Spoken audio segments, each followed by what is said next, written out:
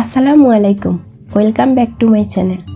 আজকে আপনাদেরকে তৈরি করে দেখাবো ডিম ছাড়া মিঠাই কেকের রেসিপি।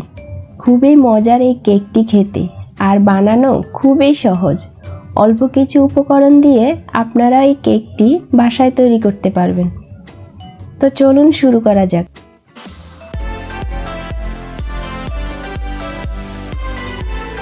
এখানে আমি একটা মিক্সিং বলে নিয়ে নিচ্ছি 1/3 কাপ তেল।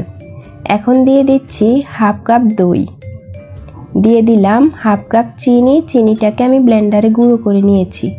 এখন এটাকে আমি ভালো করে মিশিয়ে নেব। এখন দিয়ে দিলাম হাফ চা চামচ ভ্যানিলা এসেন্স। এখন আমি শুকনো উপকরণগুলো চেলে নেব। এখানে আমি 1 কাপ প্লাস 1/4 কাপ ময়দা নিয়েছি। আরও নিয়েছি 1/3 কাপ গুঁড়ো দুধ। দিয়ে দিলাম 1 চা চামচ বেকিং পাউডার। এখন এগুলো আমি ভালো করে চেলে নেব। আমার চালা হয়ে গেছে, এখন আমি একটু মিশিয়ে নিব। এখন দিয়ে দিলাম 1/4 কাপ লিকুইড দুধ। দুধটা আমি একবারে দিব না, আবার দিয়ে দিব 1/4 কাপ দুধ। আবারও 1/4 কাপ দুধ দিয়ে দিলাম। এখানে আমার 3/4 কাপ দুধ লেগেছে। আমার ব্যাটারটি রেডি। ওভার মিক্সিং করা যাবে না। এখানে আমি 6 ইঞ্চি একটা কেক মোল্ড নিয়েছি। তার ভিতরে একটু তেল ব্রাশ করে এরকম একটা কাগজ বিছিয়ে দিলাম। এখন আমি কেকের ব্যাটারটা মোল্ডে ঢেলে দিলাম।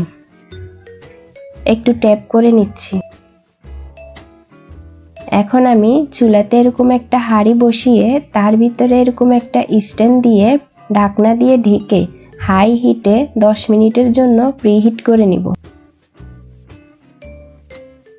10 মিনিট পর আমি কেকের মোল্ডটি বসিয়ে দিলাম। এখন ঢাকনা দিয়ে ঢেকে আমি কেকটাকে বেক করে নিব 40 থেকে 45 মিনিট। এর ফাঁকে আমরা শিরাটা তৈরি করে নিব। এখানে আমি 2/4 কাপ চিনি দিয়েছি।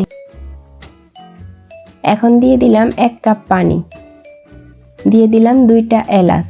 ভালো করে একটু নেড়ে চেড়ে চিনিটাকে গলিয়ে নিব। শিরাটা যখন ফুটে উঠবে ওই পর্যায়ে আমি 2 টুকরো লেবু দিয়ে দিব। শিরাটা হয়ে গেছে। এই পর্যায়ে আমি লেবু আর এলাচগুলো তুলে নিব।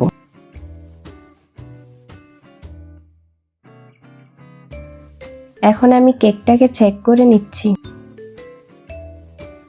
কাঠিটা ক্লিন বের হয়েছে, তার মানে কেকটা হয়ে গেছে। এখন আমি ঢাকনা দিয়ে ঢেকে 5 মিনিটের জন্য চুলার মধ্যে রেখে দিব।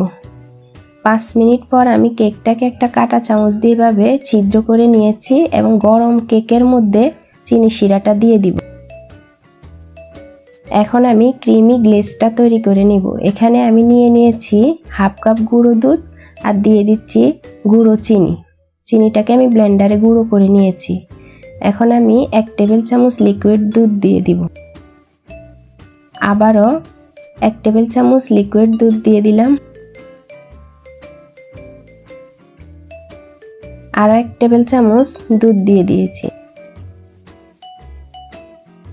আমার ক্রিমি গ্লেজটা রেডি হয়ে গেছে। আমার 3 টেবিল চামচ দুধ লেগেছে। এখন আমি কেকটাকে মোল্ড থেকে ছাড়িয়ে নিচ্ছি।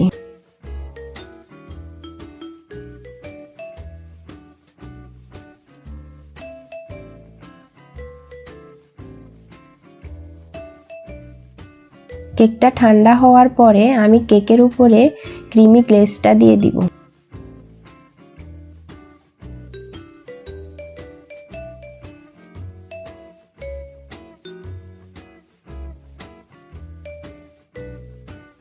আমি কেকের উপরে কিছু বাদাম কুচি দিয়ে দিয়েছি। এটা অপশনাল, আপনারা চাইলে বাদ দিতে পারবেন। এখন আমি আপনাদেরকে কেকটা কেটে দেখাচ্ছি। কেকটা কতটা স্পঞ্জ হয়েছে।